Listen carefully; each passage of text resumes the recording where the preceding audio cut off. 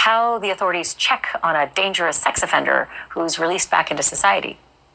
You better pour a drink for this. Jesse McFadden was required to check in every 90 days, okay? That sounds pretty good. I'd be happy with that. But you see the top line there? Self-check-ins.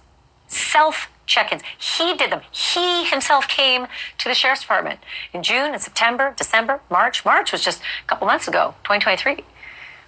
That's him going to them, not them going to his dungeon with all those restraints and filthy things and sex toys and, chains on the kitchen counter connected, like drilled into the kitchen counter, like computers everywhere. Sheriffs apparently didn't have to go there. This is what's just so maddening. This is a habitual and aggravated sex offender.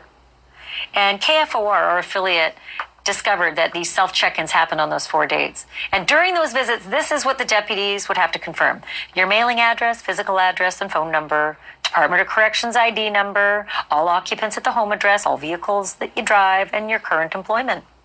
But you rely on the offender, a felon, a child rapist, to give you all that stuff. Did he really tell them who the occupants were at his home?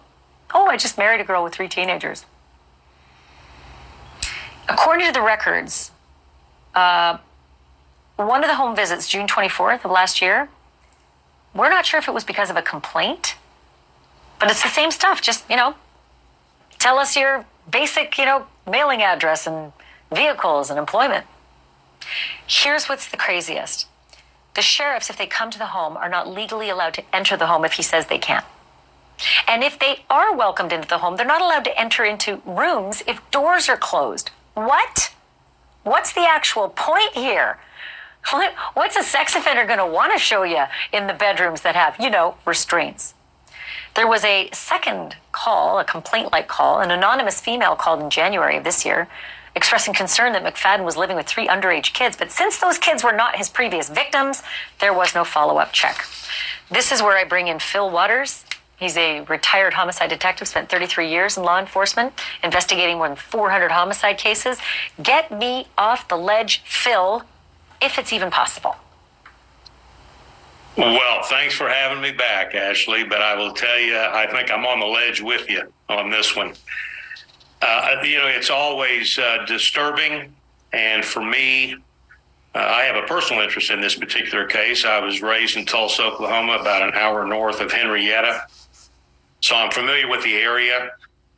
And I'll tell you, this is one of these cases that there is such a failure with just the system itself. When I listen to you talk about these checks and these random checks and these where he's coming in and saying, hey, yeah, I'm still around and I'm at the place I told you I was last time. And when they go to the house, there's a barrier in the law that allows them to really do a proper check commensurate with his particular registration as a sex offender. So all I can tell you is that this is just an example of a tremendous failure of the system in trying to protect the criminal. And it's heartbreaking now that we know what the results are of this particular. I have to be honest, Phil, I was really gently surprised to see, well, good. They had 4 quarterly checks, June, September, December, March. So he was keeping on track with the 90-day check-ins. But to hear that the system allows for, look, in your business that sex offenders are some of the most manipulative people. And they allow them just to come on into the sheriff's department and let us know you're doing okay. They don't check the home for any evidence that there might be recidivist crime happening. Like, is this a resources issue? Or is this just laziness? Or could it be both? Well, I think they're operating within the scope of the law. I do not know what the law is in Oklahoma related to the check-ins for registered sex offenders. So, but looking at this and what you have already detailed here about some of the restrictions, it seems to me that the Oklahoma legislature needs to get on the ball here and make some real drastic changes involving these particular violators.